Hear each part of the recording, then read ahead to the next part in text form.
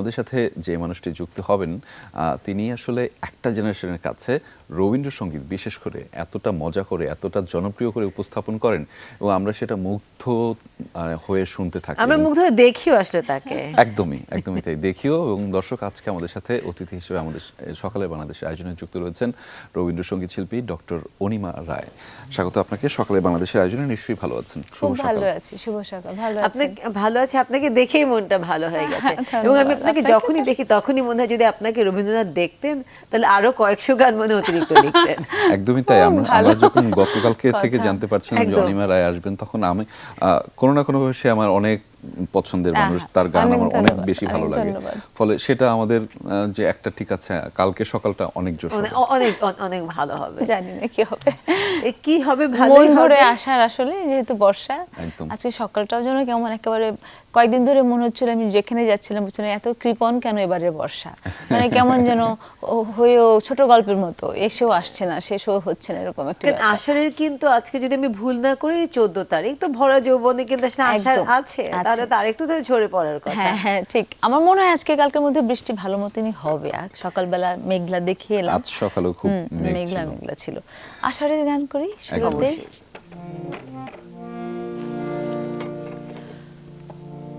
আবার এসেছে আষাঢ়,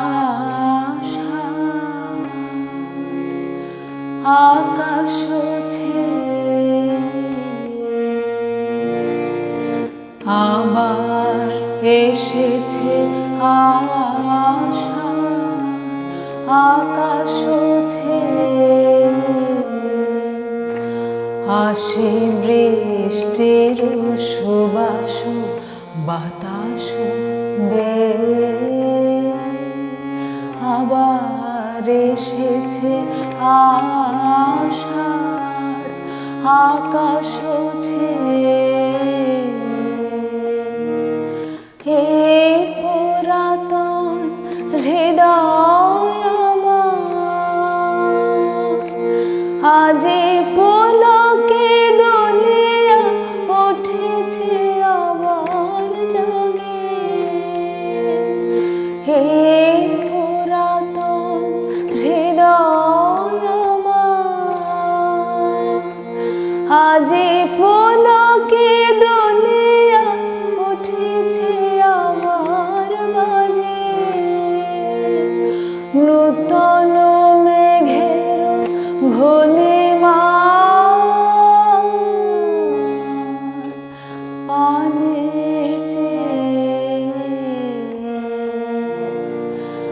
আবার এসেছে আষাঢ়, আকাশ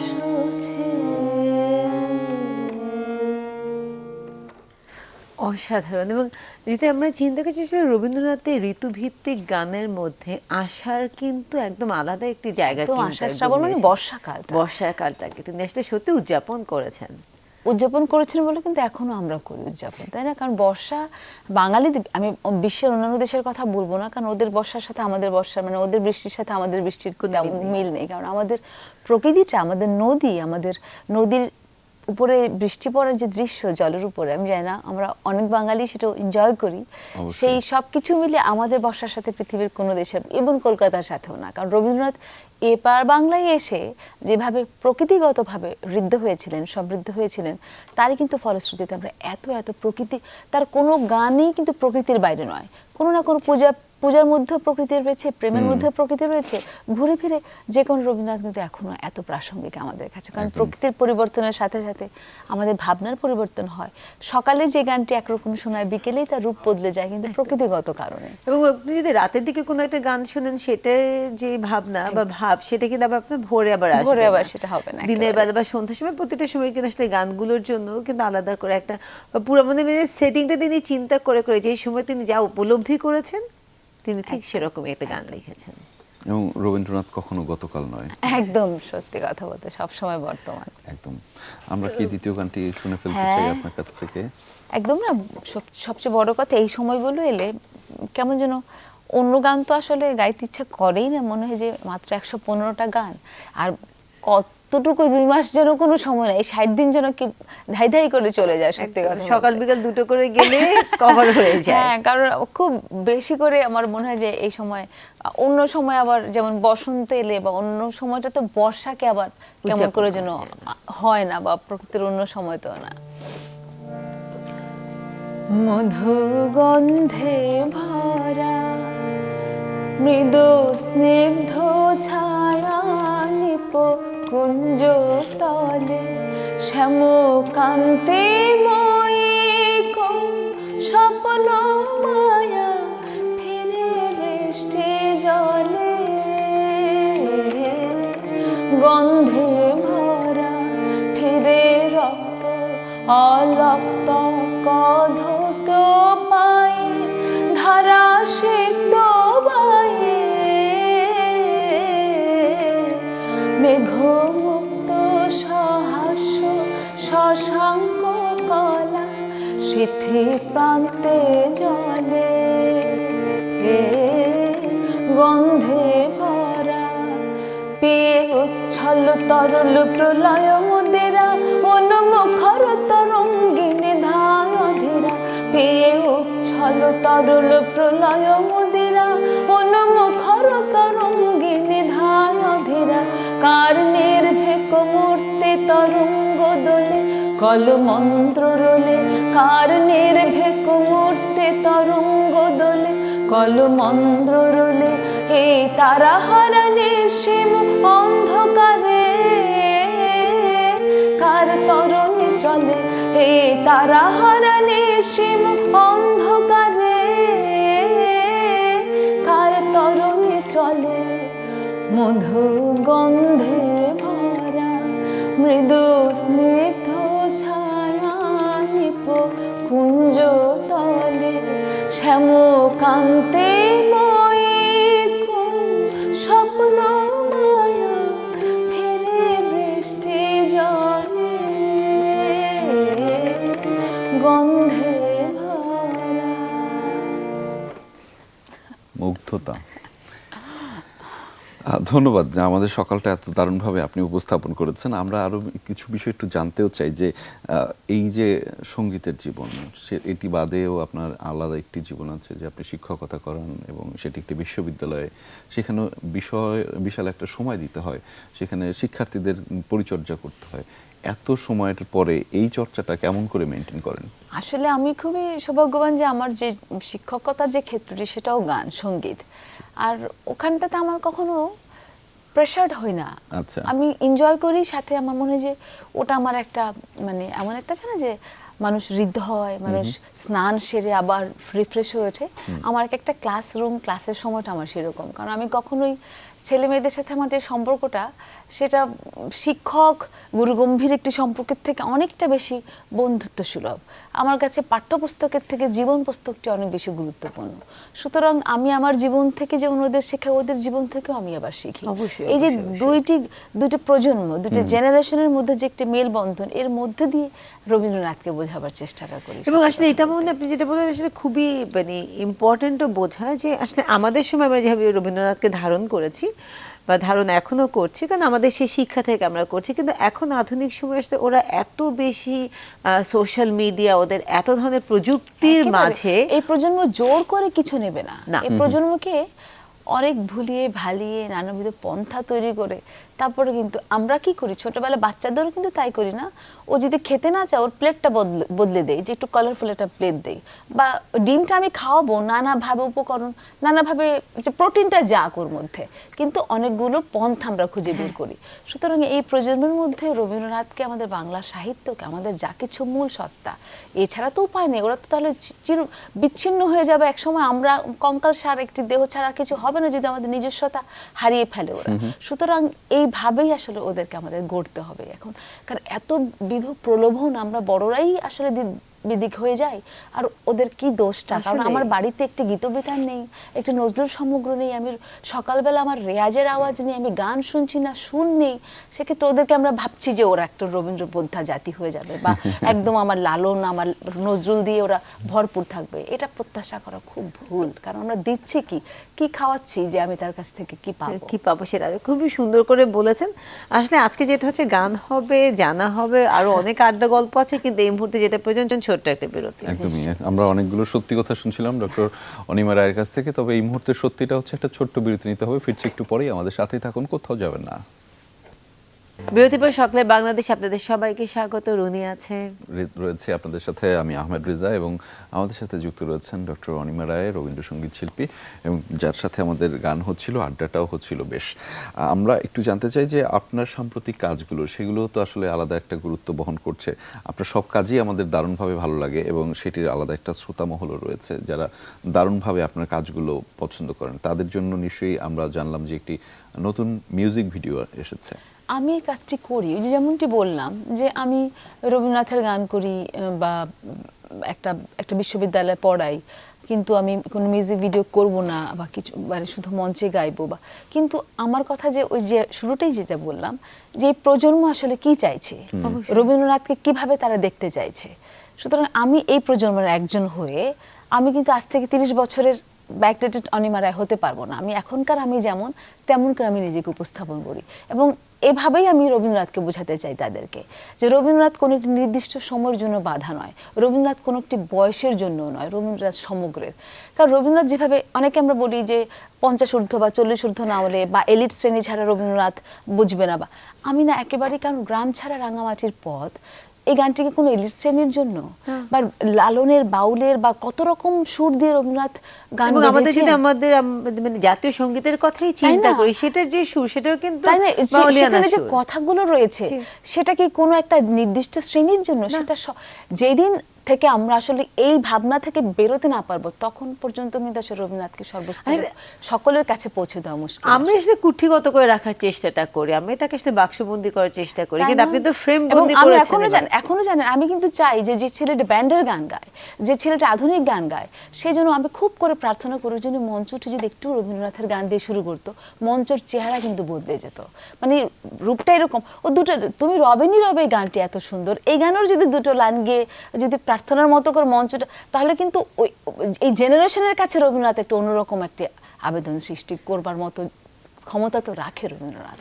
অবশ্যই। আমি আসলে যে প্রশ্নটিতে ছিলাম যে রবীন্দ্রনাথের আপনার গানের নিয়ে যে শ্রোতা মহল রয়েছে, দর্শক মহল রয়েছে, যেটিকে দেখার একটা সুযোগ রয়েছে, একটি মিউজিক ভিডিও এসেছে সম্প্রতি। একদম একদম এই বর্ষাকে কেন্দ্র করে আষাঢ়ের প্রথম 2-1 দিনের মধ্যে মিউজিক ভিডিওটা বেরিয়েছে, মূলত আমার নিজস্ব চ্যানেলে, পাগলা হওয়ার বাদল দিনে। এবং আপনি যেভাবে বলছিলেন, আসলে যাদেরকে যেটা যেভাবে পরিবেশন করা দরকার সেটা আসলে খুব জানাটা জরুরি।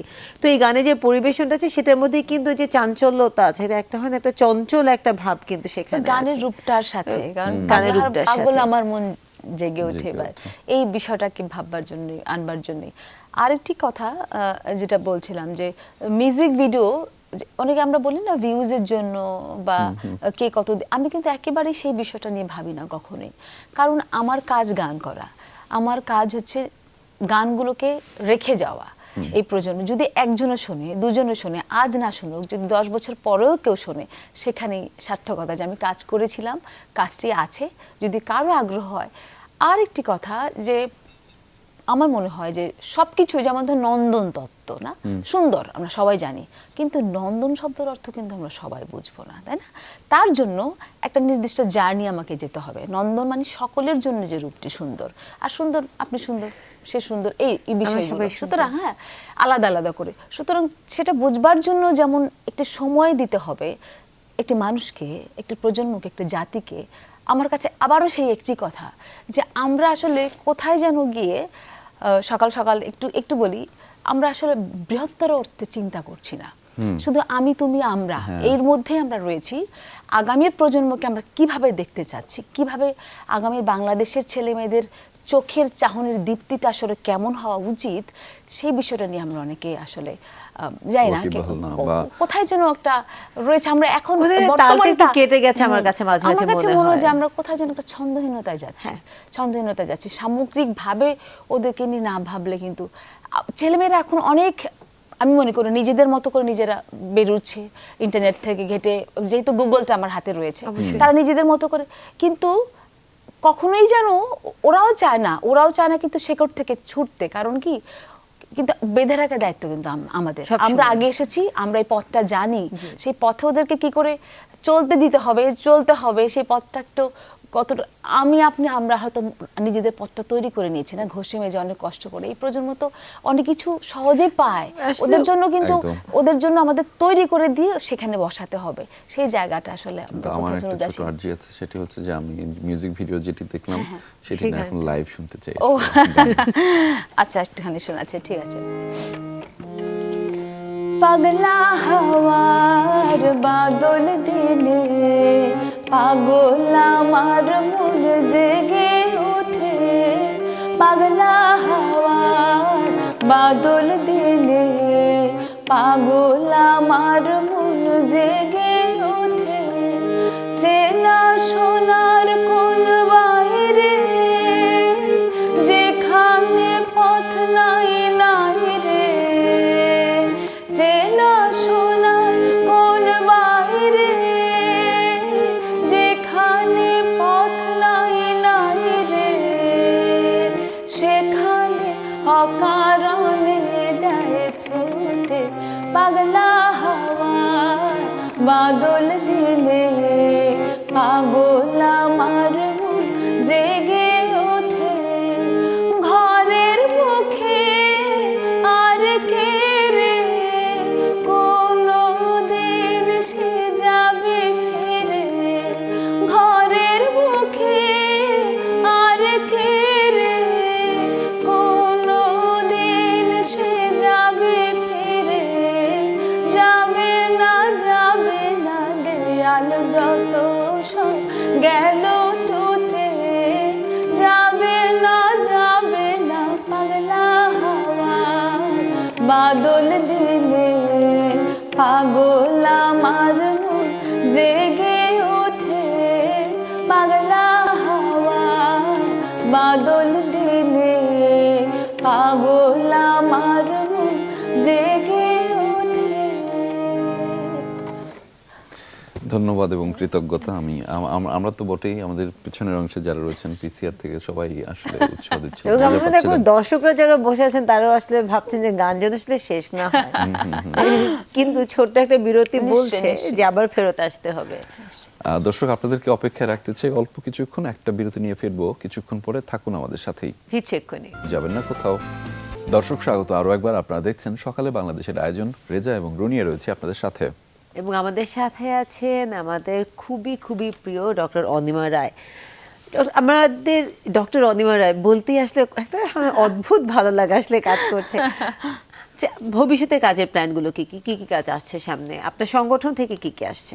আমার সুরবিহার, সেটা তো অনেক আসলে ওর প্রায় 2 বছর হয়ে, মানে 20 বছর, বাবা 20 বছর, হ্যাঁ দেখে আমার নিজের কাছে অবাক লাগছে যে একটু প্রতিষ্ঠান আমি সেটা শুরু করেছিলাম 2005-এর শেষে, 4-এর শেষের দিকে, জানুয়ারি 1 থেকে শুরু হয় সেটা। তখন আমি মাত্র অনার্স পরীক্ষা মানে কমপ্লিট করি। সুরবিহারটা শুরু করার মানে এত দীর্ঘ সুরবিহারের বয়স হয়েছে আর আপনার কাঁটাটা অন্য জায়গায় আটকে আছে।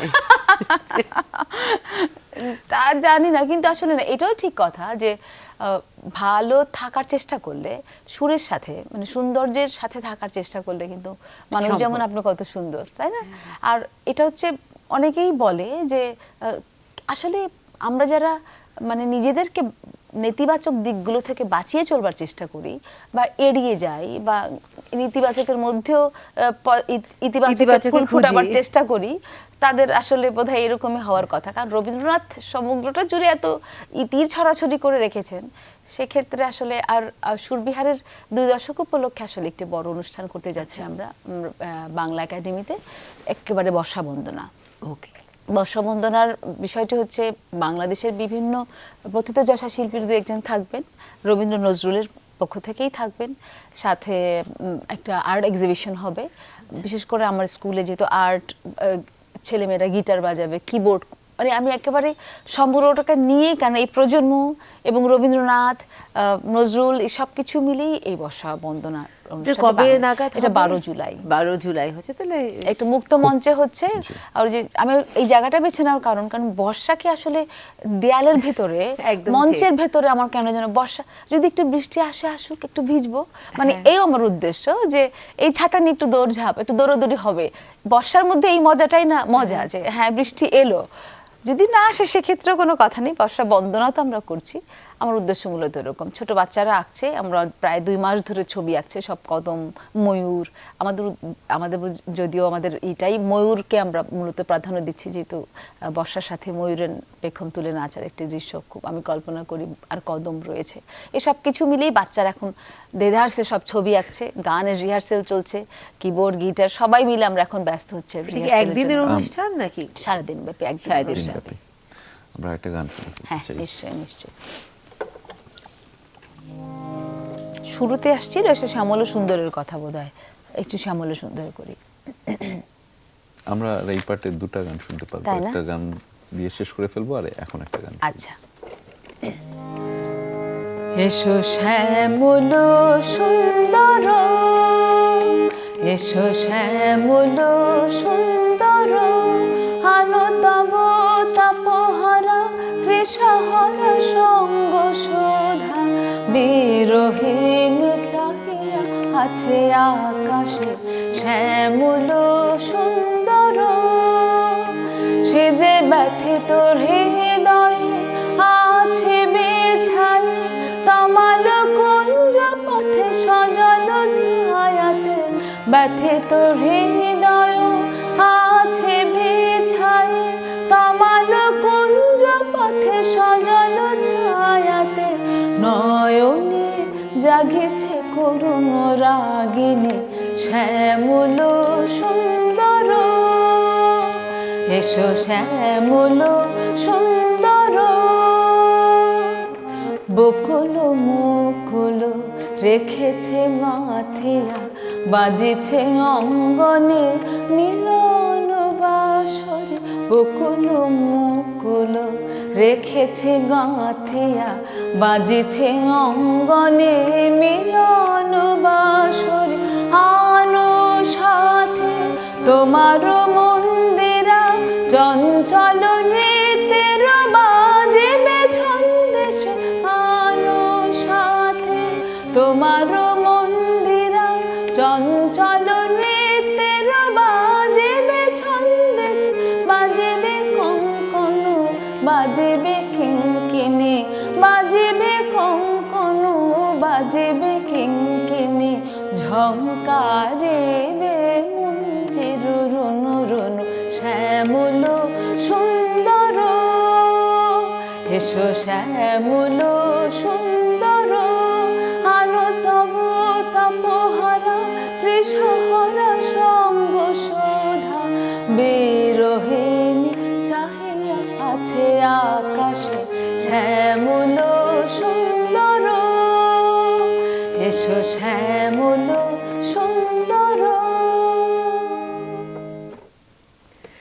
দিন যখন গান, তখন গানের মধ্যে না একটা প্রাণের সঞ্চার হয়, মানে এটা একটা অদ্ভুত একটা বিষয়, যে একটা গতি থাকে গানের ভেতর। এটা রেজা বলছে খুব মজা করে এসেছে তিনি গানটা। হ্যাঁ, মানে মজা করে এই কারণে বলি, সামহাউ আপনি গানটা এবং সুরের মাধ্যমে কানেকশনটা হয়, মানে আমি যে দর্শকের কাছে পৌঁছতে চাই, যে শ্রোতার কাছে পৌঁছতে চাই, সেটা আসলে কানেকশনটা আপনি কেমন যে করে যেন করে ফেলেন, সেটা হয়তো এই যে না, আমি আসলে যোগসূত্র তৈরি করে গানের সাথে। আসলে আমরা যে গল্প, ধরুন আপনি গল্প বলছেন, সেটা আপনি নিজে বিশ্বাস না করলে একজন বিশ্বাস করবে? কখনোই করবে না। সেটা ওর মধ্যে আমি যে পর্যন্ত যে কোনো একটা অনুষ্ঠান নিয়েও যদি আমি আগে একটা চিত্রকল্প নিজের মধ্যে না বসাতে পারি, কোথায় যেন আমার মানে ঘাটতি খচখচ থেকে করতে যাবে। থাকে যে না হচ্ছে না, কোথাও গিয়ে ছন্দ মিলছে না, ঘন্টাটা ঠিক মতো বাজছে না। ঠিক সেরকম আমার প্রতিটা গানেরই ওরকমই সবকিছুই তাই। আমরা একদমই শেষ পর্যায়ে একদম আমাদের চলে গিয়েছি দর্শকদের এবং কাছ থেকে বিদায় নিয়ে আমরা বিদায় গান নেব। শুনতে তবে তার শুনতে আগে বাড়ি আপনি যাই। যদি দর্শকদের উদ্দেশ্যে কিছু বলতে চান। শুরু থেকে যে বিষয়গুলো এই প্রজন্মের ছেলে মেয়েদের অত্যন্ত ভালোবাসি, আমার কাছে অতীতের থেকে বর্তমান এবং তার থেকে বেশি গুরুত্বপূর্ণ হচ্ছে ভবিষ্যৎ। এই প্রজন্ম আমাদের ভবিষ্যৎ, তাদেরকে সুন্দরভাবে গড়ে তোলার জন্য এই সরকারের অনেক দিক বিদিক রয়েছে যেগুলো আমাদের আসলে ওদের মঞ্চের দরকার। ওদের যেভাবে গড়ে তোলবার জন্য আমাদের পাঠ্যপুস্তকের যে পরিবর্তন পরিমার্জন, রবীন্দ্রনাথ নজরুল লালন যেভাবে বেঁধে রাখার প্রয়োজন, আমি মনে করি সামগ্রিকভাবে সেগুলো হবে। সাথে আমরা সুন্দর জীবনযাপনের জন্য এই দিন তিনজন এবং আমাদের সাথে বঙ্গবন্ধু, এদের ছাড়া উপায় নেই। সুতরাং এদেরকে সঠিকভাবে বুঝতে হলে তাদের মধ্যে দিয়ে চলবার জন্য গতিটা তাদের দিতে হবে। সাথে আমার অনুষ্ঠান রয়েছে যেহেতু 12 জুলাই বাংলা একাডেমিতে, এই অনুষ্ঠানের মধ্যে দিয়েই আমি সকলকে যারা রবীন্দ্রনাথের গান শুনতে, বর্ষার গান শুনতে আমাদের বাংলার ভাষাভাষী গান শুনতে ভালোবাসেন, তাদের সকলকে আমন্ত্রণ জানাচ্ছি। ধন্যবাদ আমাদের সাথে যুক্ত হওয়ার জন্য। দর্শক, সংকল্পটা হোক সুন্দরের সাথে থাকার, সুন্দরকে লালন করার, সুন্দরকে ছড়িয়ে দেওয়ার সবার মাধ্যমে। ডক্টর অনিমা রায় যখন বলছিলেন যে সুন্দর আসলে আপনাকেও সুন্দর করে তুলতে পারে এবং সেই সুন্দরটি যখন আপনার কাছে থাকবে সেটি কিন্তু তখন আশপাশের সবাইকেই কিন্তু আলোকিত করবে। ফলে সেই আলোকিত যখন আপনি হবেন সেটি কিন্তু দিন শেষে বাংলাদেশের জন্য লেখা থাকবে এবং বাংলাদেশ এগিয়ে গেলে তো আমরা সবাই জিতে যাই। সেই ভাবনায় আজকের মতন চলে যাচ্ছি, কিন্তু গান শুনতে তবে গান শুনতে শুনতে আমরা বিদায়টি নিতে চাই।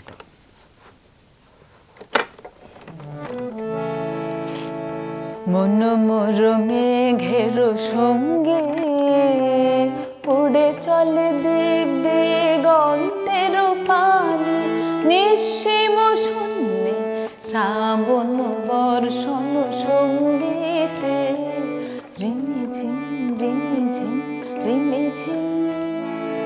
মনোমর মেঘের সঙ্গে উড়ে চলে দিক দিগন্তের পানে, নিঃসীম শূন্যে শ্রাবণ বর্ষণ সঙ্গীতে রিমিঝিম রিমিঝিম রিমিঝিম। মনোমর হংস বলাকার পাখায় যায় ওড়ে, কচিত কচিত চকিত তড়িত আলোকে। মনোমর হংস বলাকার পাখায় যায় ওড়ে, কচিত কচিত চকিত তড়িত আলোকে। ঝনঝন মঞ্জির বাজায় ঝঞ্ঝা ক্ষুব্ধ আনন্দে, কল কল কল মন্দ্রে নির্ঝরিণী ডাক দেয় প্রলয় আহ্বানে। মনোমর মেঘের সঙ্গে উড়ে চলে দিক দিগন্তের পানে, নিঃসীম শূন্যে শ্রাবণ বর্ষণ সঙ্গীতে রিমিঝিম রিমিঝিম রিমিঝিম। বায়ু বহে পূর্ব সমুদ্র হতে, ও ছল ছল ছল